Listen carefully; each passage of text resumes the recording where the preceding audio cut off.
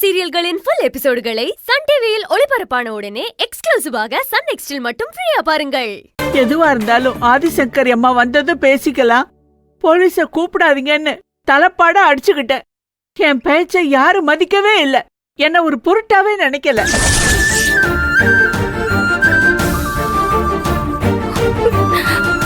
காயத்ரி மேல ஏதோ உள்நோக்கத்தை வச்சுக்கிட்டு தான் எல்லாரும் காயத்ரிய ரொம்ப கொடுமை பண்றாங்க. இனி காயத்ரிக்கு இப்படி ஒரு கொடுமை நடக்க கூடாது. அதுக்கு நீங்க தான் உத்தரவாதம் தரணும். ஆதி, நடந்தது மிகப்பெரிய தப்புதான். அத நான் புரிஞ்சுக்கிட்டேன். நகை தொலைஞ்சு போன பிரச்சனையால நாங்களும் நிதானத்தை இழந்துட்டோம். அதுக்காக எல்லார் சார்பாவும் நான் உன்கிட்ட மன்னிப்பு கேட்டுக்கிறேன். நடந்தது மிகப்பெரிய தப்புதான்.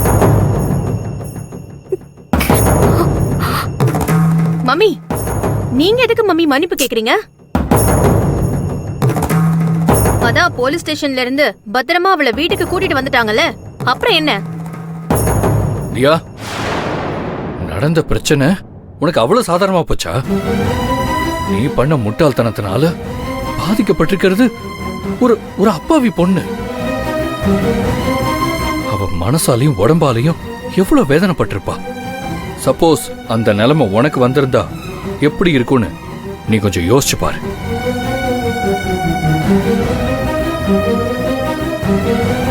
அப்பதான் காயத்ரி பட்ட வேதனையும் வலியும் அந்த அவமானமும் உனக்கு புரியும். அதை ரொம்ப சாதாரணமா சொல்லிட்டு கடந்து போயிடலான்னு மட்டும் நினைக்காத. ஏழையா இருந்தாலும் பணக்காரனா இருந்தாலும் உணர்வுங்கிறது எல்லாருக்கும் ஒண்ணுதான். அது புரியாம பேசாத. செழியன், நீங்க என்ன பேசுறீங்க தெரிஞ்சுதான். நடந்தது தப்புதான். காயத்ரியோட உணர்வை நாங்க புரிஞ்சுக்கிறோம். எங்களை மன்னிச்சிருங்க. தியா, வா வா. மம்மி,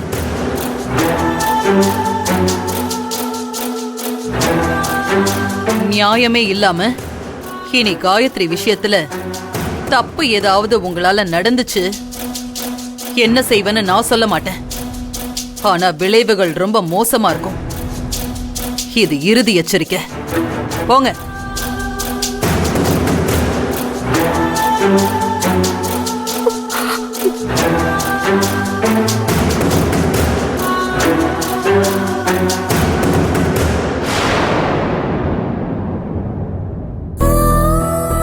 காயத்ரி,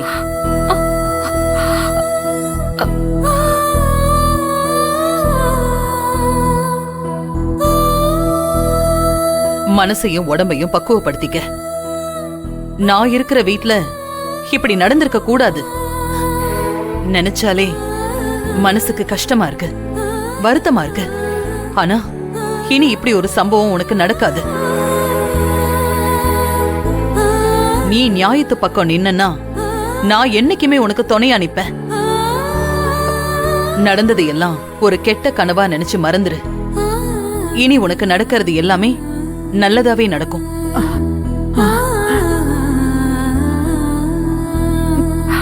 நன்றி மேடம். சரி, நீ போய் ரெஸ்ட் எடு. உன் உடம்பு எப்ப குணமாகுதோ அன்னைக்கு நீ வேலைக்கு வந்தா போதும். கண்ணம்மா, காயத்ரியை கூட்டிட்டு போங்க. பத்திரமா பாத்துக்கோங்க. சரிம்மா.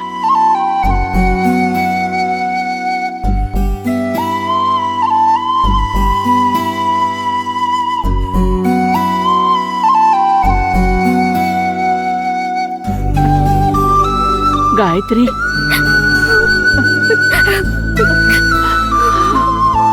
மனசு வலிக்குது பாட்டி. இந்த நிலைமை யாருக்கும் வரக்கூடாது. எனக்கு வந்துருச்சு. செஞ்ச பாவத்தை உணர்ந்து பிராயச்சித்தம் தேடணும்னு நினைக்கிறவங்களுக்கு தான் மன்னிப்பு. செஞ்ச பாவத்தை நியாயம்னு நினைச்சு போராடுறவங்கள விடவே மாட்டேன். விடக்கூடாது காயத்ரி. என் கண்ணுக்குள்ளேயே நீ பட்ட கஷ்டம் நிக்குது. திருப்பி கொடு, நான் உனக்கு துணையா இருக்கேன்.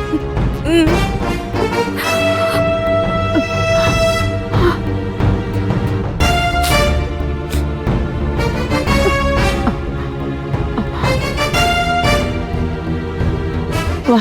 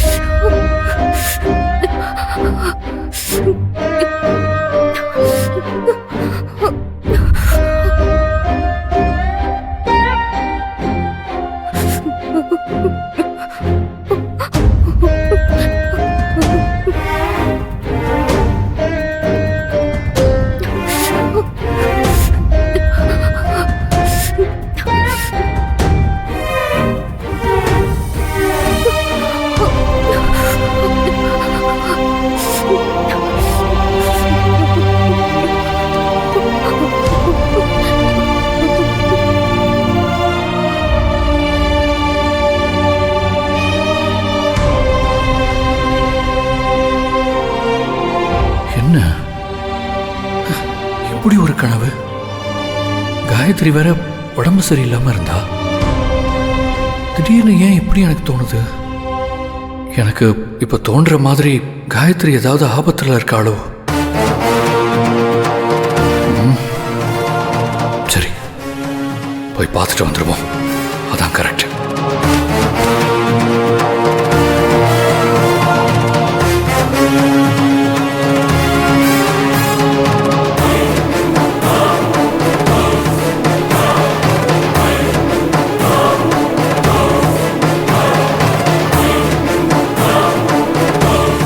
தியா, கொஞ்சம் அங்க பாரு.